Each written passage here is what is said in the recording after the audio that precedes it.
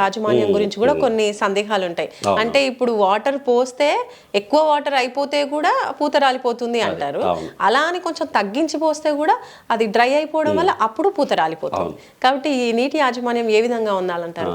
అయితే ఇక్కడ ఒక చిన్న లాజిక్ గుర్తుపెట్టుకోవాలండి. లాజిక్ ఏంటిది అని అంటే, మొక్కకు ఉండేటువంటి ఒక గుణం తత్వంలో మనం ఒక పాయింట్ అబ్జర్వ్ చేయాలి. ఎప్పుడైతే మొక్కకి ఇందాక అడిగారు ఎప్పుడు నీళ్ళు పెట్టాలి, ఎంత నీళ్ళు పెట్టాలి. ఇప్పుడు జనరల్గా రైతులు నీళ్లు పెట్టే ముందు మొక్కలకి బెట్ట పెట్టడం అంటారు. బెట్ట పెడితేనే దానికి పూత వస్తుంది. అది మీకు దానిమ్మ కానివ్వండి, రెండోది మామిడి కానివ్వండి, మూడోది వచ్చేసి కమర్షియల్ క్రాప్స్ ఏవైనా కానీ, బత్తాయి కానీ, బాగా నీళ్ళు పెట్టకుండా దాన్ని విపరీతమైనటువంటి ఒక స్ట్రెస్కు లోన్ చేస్తారు మొత్తం అంతా. మొక్కకి బాగా నీళ్లు ఇవన్నీ ఉన్నప్పుడు, అంత ఆహారం ఉన్నప్పుడు అది పెరుగుతుంది. లేజీగా ఉంటుంది అనమాట. లేజీగా ఉంటుంది. ఎప్పుడైతే దానికి నిన్ను చంపుతున్నా అనే ఒక బెదిరింపు మనం ఇస్తాం అనమాట. ఇక్కడ పెట్టడం అంటే నీకు టైం దగ్గరకు వచ్చింది, ఇక నువ్వు పోతున్నావు అని అంటే, అది అప్పుడు నేను మళ్ళీ నా యొక్క సంతానాన్ని వృద్ధి చేసుకోవాలంటే నేను ఇమీడియట్గా ఏం చేయాలి, పూత తెప్పించుకొని కాయ రావాలి.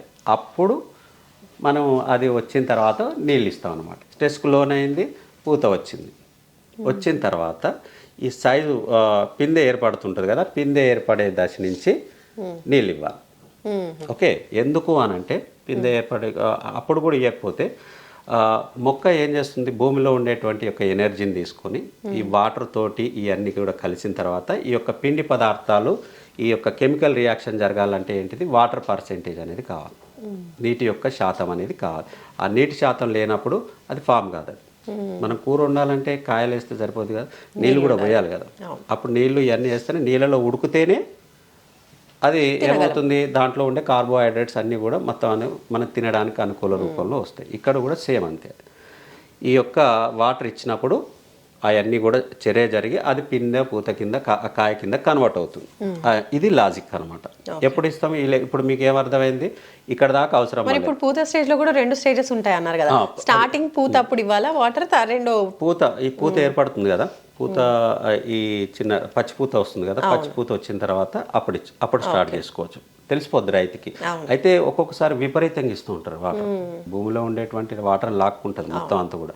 దానికి తేమ ఉంటే సరిపోద్ది తప్పించి వరిచేలాగా నీళ్ళు పెట్టినట్టు కూడా అవసరం లేదు. సో ఇక్కడ ఏమవుతుంది అని అంటే, మనం లిమిటెడ్గా డ్రిప్ సిస్టమ్ ఉంది. డ్రిప్ సిస్టమ్ ఇచ్చినప్పుడు లైట్గా తడిగేయండి. ఒక గంటకు 10 లీటర్లు 8 లీటర్లు పడుతుంది. ఒక గంట అరగంట ఇచ్చేయండి అంతే. అది ఫామ్ అయ్యి కాయ సైజు పెరిగే కొలది అక్కడ నీటి యొక్క అవసరం పెరుగుతూ ఉంటుంది. సైజు పెరిగే ప్రొడక్షన్ పెరిగే కొలది దాని యొక్క అవసరం పెరుగుతూ ఉంటుంది. అప్పుడు మెల్లమెల్లగా పెంచుకోండి, తెలిసిపోద్ది అది మొత్తం అంతా కూడా ఎంత వాటర్ ఇవ్వాలనేది మనకు అర్థమైపోతుంది. ఇంకోటి మనకి ఇక్కడ మనం ఇచ్చిన వాటర్ కూడా ఎవాబరేట్ అయిపోతూ ఉంటుంది జనరల్. ఎండాకాలం ఇది. మీరు ఒక జనరల్గా ఒక లెక్క ఏంది అని అంటే, మామూలుగా 1 స్క్వేర్ మీటర్ లోపల ఓ మొక్క ఉందంటే సుమారుగా ఒక 10 లీటర్ల నీళ్ళు అవసరం తీసుకుంటుంది. ఏదైనా కూరగాయలు కానీ ఏదైనా కానీ. ఎండాకాలం ఏమవుతుంది, వాటర్ అంతా కూడా 1 స్క్వేర్ మీటర్ లోపల 6-7 లీటర్లు పర్ డే ఎవాబరేట్ అయిపోతుంది. మరి మొక్కకి ఎంత ఉన్నట్టు ఇప్పుడు అక్కడ చాలా తక్కువ. అందుకని 2 సార్లు ఇవ్వచ్చా రోజుకి? లేదు, అదంత అవసరం లేదు. 3 డేస్కో 4 డేస్కో అది తేమ ఉంటుంది కదా జనరల్గా, ఎవాబరేట్ అయిపోయే పర్సెంటేజ్ ఉంటుంది. మొక్క యొక్క వయసును బట్టి ఇప్పుడు చిన్న మొక్క ఉంటుంది, పెద్ద మొక్క ఉంటుంది, దాన్ని తీసుకునే పర్సెంటేజ్ ఉంటుంది కదా. సో మనం ఇవన్నీ మనం క్యాల్కులేట్ చేసుకోవాలి, ఏ మొక్క ఎంత అవసరం ఉంది.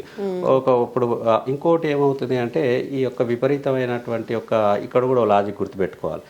ఎండ ఎక్కువైనప్పుడు వాటర్ ఎవాబరేట్ అవ్వడము, మొక్క తన కూలింగ్ని కూడా ఏర్పాటు చేసుకుంటూ ఉంటుంది.